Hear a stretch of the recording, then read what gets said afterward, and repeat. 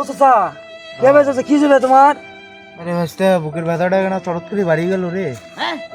না ভাই বাঁচবেন না মুইয়া রে বাবা। বলেন কি?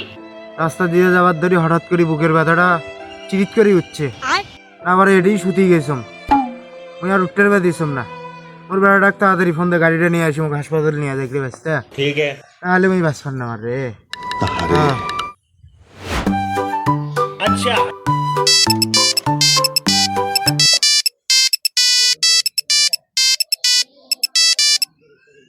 হ্যালো।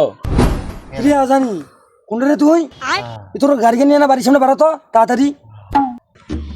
এই দোস্ত অল্প না আগে গাড়ি কিন্তু আব্বা বাড়ির থেকে নিয়ে গেল রে।